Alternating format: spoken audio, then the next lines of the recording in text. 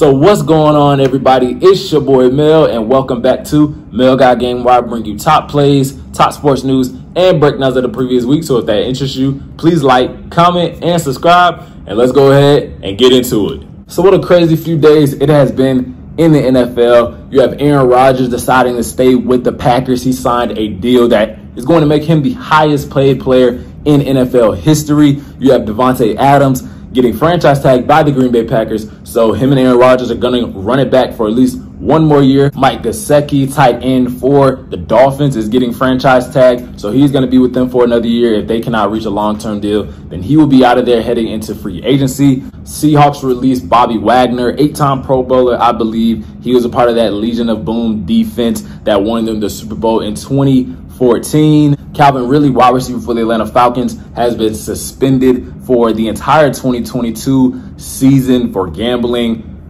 And I think the biggest news of the year so far is Russell Wilson, quarterback for the Seattle Seahawks, well, former quarterback now, was traded to the Denver Broncos for, I think, multiple first-round picks, multiple second-round picks. I think they got Noah Fant, Drew Lock, Shelby Harris. The trade was big. It was massive. And as we know, the trade was actually in response to Aaron Rodgers staying with the Green Bay Packers because the Denver Broncos were the front runners.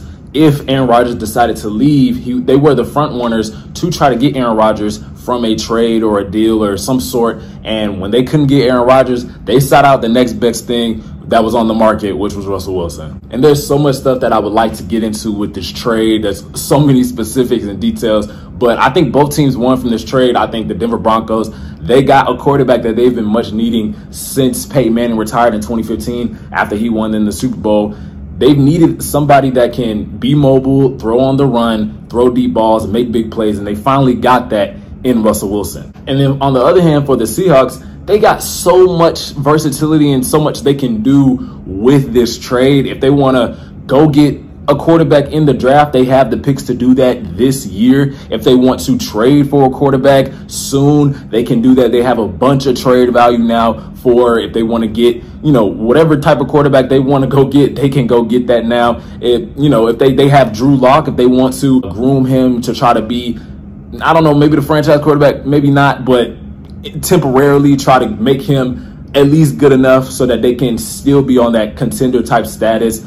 So there's just so much the Seahawks can do out of this trade, and I feel like they honestly won as well, and the Broncos won too. So there's so much in the NFL that's happening right now that I want to cover, and I feel like it's only going to get even crazier in these coming weeks with free agency coming up. I think March 18th, a lot of big players are going to be getting signed if they can't figure out deals with their current teams. So yeah, so much coming up, but for the purposes of this video, I definitely want to talk about Calvin Ridley. And being a Falcons fan, it really hurt me to hear him being suspended for the 2022 season. So if you haven't been following along with what's going on with Calvin Ridley is a wide receiver for the Atlanta Falcons, and he was our top wide receiver in 2020. I think he had a little over 1,300 yards, and that was a season where Julio Jones was injured a lot, so he was battling with a lot of injuries. So Calvin Ridley stepped up and, carried the workload with the receiving for that year. And then after that, in 2021, we traded Julio Jones, and everybody was like, okay, Calvin Ridley, this is, his chance to prove that he is going to be our franchise wide receiver moving forward. So I think early in the 2021 season, I think about 5 games in, Calvin Ridley actually released a statement to the Atlanta Falcons and the Atlanta Falcons fan base about how he would be stepping away from that season and from the team for a minute to focus on his mental health. And initially, it was met with a lot of disappointment from the Atlanta Falcons fan base. I was disappointed, not more so about, he can't play for us anymore for right now, he's going to be stepping away. It was more so, I want to see him get the help that he needs. And, mental health is always going to be something that nobody ever knows until somebody comes out and says, hey, I'm struggling with this, I'm struggling with that. So it's always something where you want to see them get help before anything bad happens or detrimental to that person's life and their livelihood and their career moving forward. So I think, initially people wanted Calvin Ridley to seek help and get the help that he needed so that when he came back, or, whenever he decided to come back, he was stronger, healthier than ever before. So now that it's coming to light about him gambling and, what he was out doing, I think he ended up gambling about a total of $1,500. That's what he said in his tweet, which, to the average person, that is a lot. But Calvin Ridley, he's a multimillionaire. He's made millions of dollars playing in the NFL for a couple of years. He's got it. He's good for it.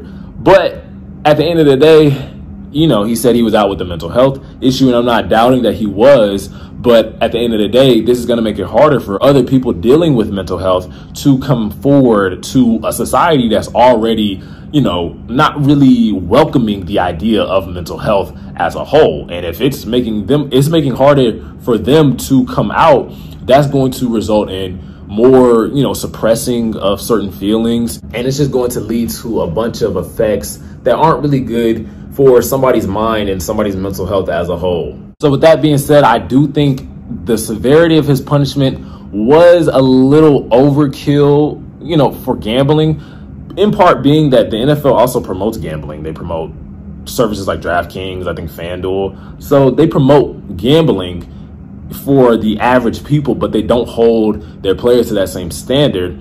And I do understand that, but I feel that, you shouldn't give them a punishment of like a year, off of football for just a couple $1,000s that they gambled.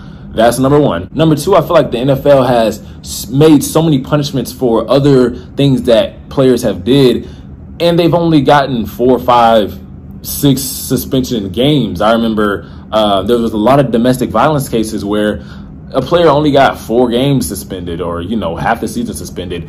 Will Fuller, who was just suspended when he was with the Houston Texans, I think the season was well in, and he was drug tested, and they found that he was using performance enhancing drugs.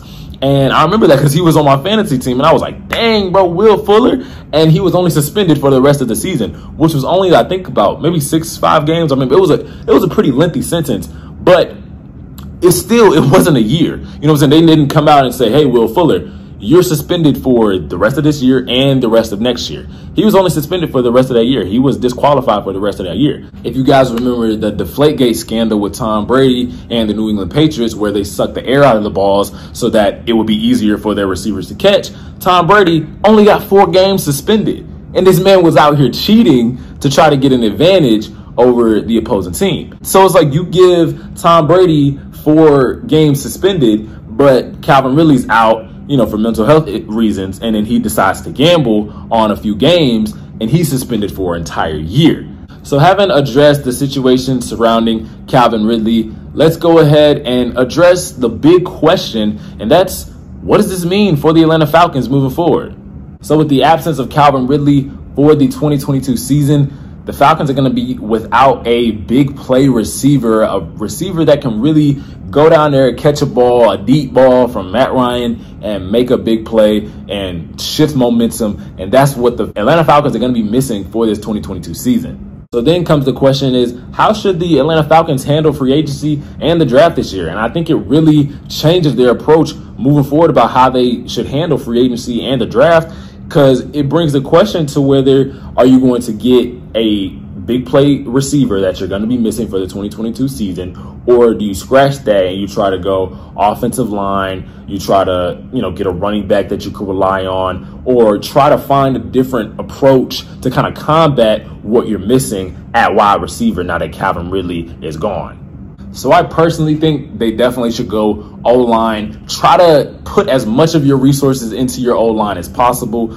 because if any of you guys have watched an Atlanta Falcons game, if you watched an Atlanta Falcons offensive possession, when they try to throw the ball, you know that Matt Ryan has no time in the pocket whatsoever. You guys can slander Matt Ryan all you want to. You guys can badmouth Matt Ryan's name all you want to. That man has no time in the pocket whatsoever. Bro, I mean like 2 seconds, 2.5 seconds to throw the ball every time. And Matt Ryan isn't the mobilest of quarterbacks. He's definitely more of a pocket passer quarterback. I would consider Matt Ryan a pocket passer quarterback. And when you have a pocket passer heavy quarterback in a league full of, mobilized quarterbacks, you have to invest in your O-line, and you have to have a great O-line. When you look at, these great quarterbacks like Aaron Rodgers, Tom Brady, who just retired, they have like 4 or 5 seconds in the pocket to throw the ball. And that puts more pressure on the DBs on the other side of the ball because they have to cover for 4, 5, 6 seconds.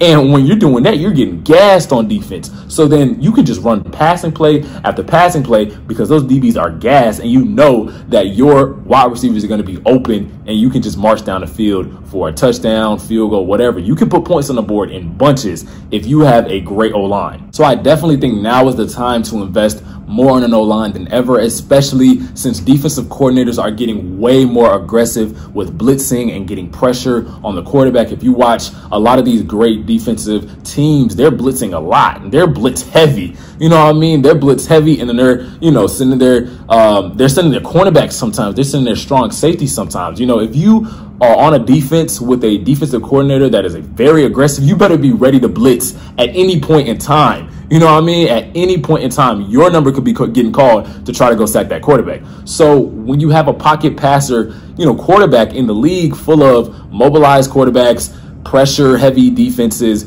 you need to have a solid O-line so that your quarterback is not getting pressured every time. Your quarterback has enough time to throw the ball, and that is the exact situation that is happening in Atlanta right now. So now that brings us to the question of how does Calvin Ridley being suspended affect Matt Ryan for the 2022 season? So I definitely think the 2022 season can be a defining moment for Matt Ryan and his career so far. I don't know if the average NFL fan knows this, but if you're a Falcons fan, you know that Matt Ryan has had his fair share of receiving threats and receiving targets that he can go to. So Matt Ryan was drafted in 2008. He was already coming into an offense that already had Falcons legend Roddy White in it. A year later, he got arguably the best tight end to ever play the game, Tony Gonzalez, added to the offense. 2 years later, the Atlanta Falcons drafted Julio Jones to come to the offense, arguably the best wide receivers to ever play the game as well. And then in 2012, they had Matt Ryan, Roddy White, Julio Jones, Tony Gonzalez, Harry Douglas, and Michael Turner, all on the same team. Ultimately, they went to the NFC Championship and lost to the San Francisco 49ers and Colin Kaepernick. So fast forward 4 years later, when the Atlanta Falcons go to the Super Bowl, they have a stacked offense again. They have Devontae Freeman and Tevin Coleman, who were tag teaming in the backfield. And then they have a stacked receiving core as well. They have Taylor Gabriel, who was a new addition, Mohamed Sanu, who was a great secondary option for Matt Ryan to go to. They have the big tight end threat, Austin Hooper, that they had been missing since Tony Gonzalez had retired. And then they got Julio Jones leading the charge, and who was the best receiver at the time in the league. So I know I just went down memory lane a little bit, but I mean, can you blame me? Really, we haven't had much success these past couple years, man. It's been tough out here being an Atlanta Falcons fan. So I say all that to say Matt Ryan has had consistently pretty much every year a solid offense, a effective and productive offense that he can, build on and rely on to help win games for the team.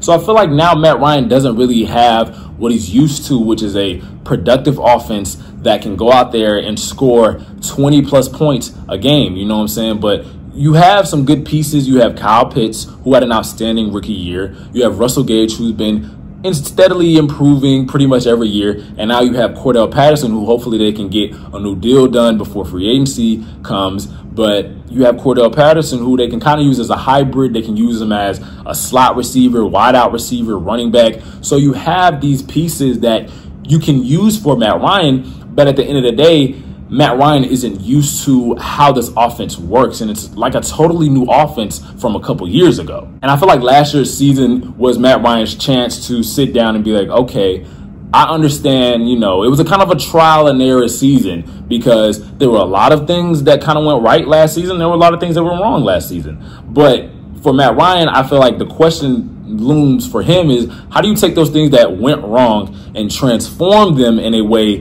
that you can make them go right?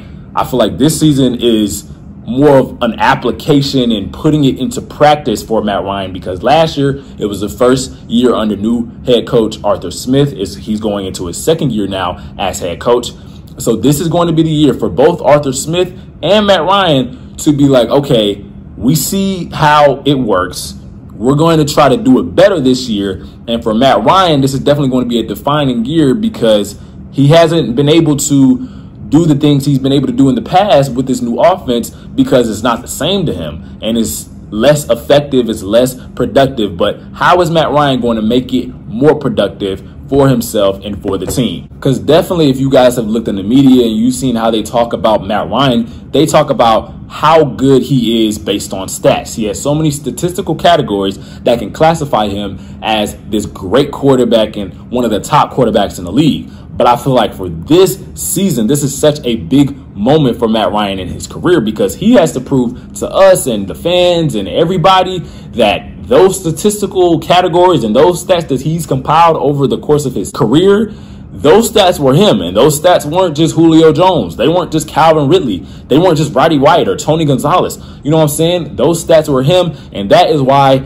this season is such a big season for Matt Ryan. So guys, that's all the time I have for today. I hope you enjoyed the video. As you can probably tell, I'm very passionate about my Atlanta Falcons. I've been supporting the Falcons since I was a baby. I've been going to Falcons games, wearing Falcons gear since I was pretty much like 2, you know what I'm saying, 2, 3 years old. I don't even remember. It was so long ago. But, you know, I'm very passionate about the Falcons, and I'm pretty sure you guys can relate about your favorite sports teams as well. But it was more of an analyzing the situation that the Falcons have right now, and less of a rant, I should say. It was more of an analyzation of the entire thing. But that is all the time I have for today. I hope you guys enjoyed my video. If you guys like my content and you are not subscribed yet, please go ahead and subscribe. It helps me a lot. Like, comment, do whatever you got to do to show your support. And I will see you next time on Mel Got Game.